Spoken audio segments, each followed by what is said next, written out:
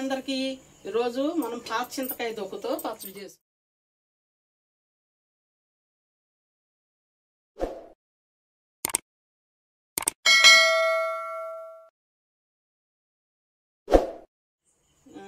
పచ్చిమిరపకాయలు 10-12 తీసుకున్నానండి.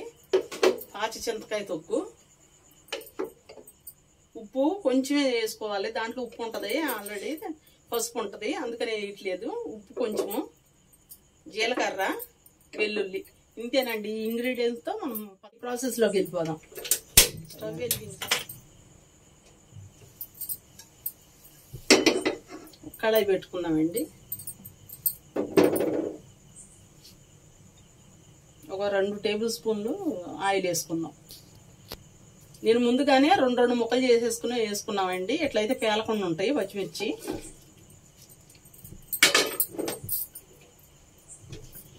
Medium flame పెట్టుకుని వేపుకుందాము మంచిగా. అయిపోయిందండి. ఇప్పుడు తీసేసుకుందాం దీన్ని, పచ్చిమిర్చిని.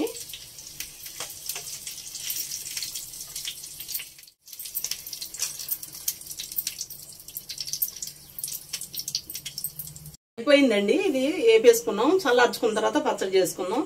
చింత తొక్కు వేసుకుని పచ్చడి చేసుకున్నాం. ఇది నల్లగా ఉందని అట్లా అనుకోకండి, బాగుంటది. పాత చింతకాయ పచ్చడి చాలా మంచిది. చల్లారిపోయినాయి అండి. ఈ మిక్సీ జార్లోకి తీసుకుందాం.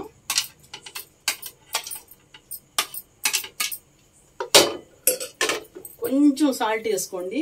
పచ్చిమిరపకాయలు కొంచెమే వేసుకుని, వెల్లుల్లి కూడా వేసేసుకుని కొంచెం మిక్సీ పట్టుకుందాం.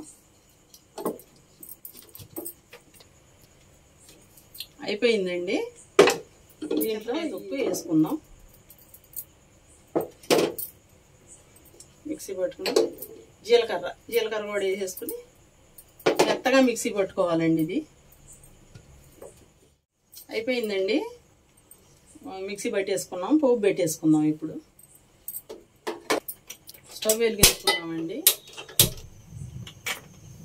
బాండీ పెట్టుకొని, ఇందాక మనం వేపుకున్న దాంట్లో కొంచెం మిగిలిందండి ఆయిల్. ఇంకొక 2-3 టేబుల్ స్పూన్లు వేసుకుందాం. ఒక 3 టేబుల్ స్పూన్లు వేసానండి. కొంచెం ఆవాలండి, కొన్ని పచ్చిశనగపప్పు, కొంచెం మినపప్పు, కొంచెం జీలకర్ర, 2 ఎండుమిర్చి,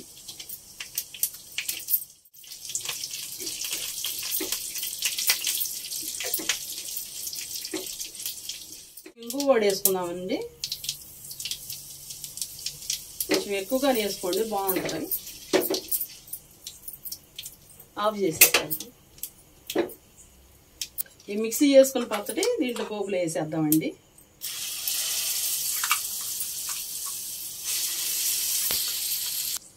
అయిపోయిందండి. తాలింపు వేసేసుకున్నాం కదా. ఇది కొంచెం ఇలా తిప్పేసేసుకుని, ఇక చల్లారిన తర్వాత బాటిల్లో పెట్టేసుకుని ఫ్రిడ్జ్లో పెట్టుకుంటే 1 నెల రోజుల వరకు అయిపోయిందండి. సర్వింగ్ బౌల్లోకి తీసుకుందాం. వేడి అన్నంలోకి నెయ్యి వేసుకుని చింతకాయ పచ్చడి వేసుకుని తింటే చాలా బాగుంటుందండి. జ్వరం తగిలినప్పుడు నోరు బాగోదు కదండి, అట్లాంటప్పుడు ఇది కొంచెం అన్నంలో వేసుకు తింటే నోరు మంచిగా ఉంటుంది.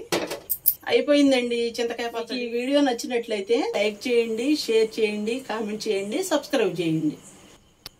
Thank you.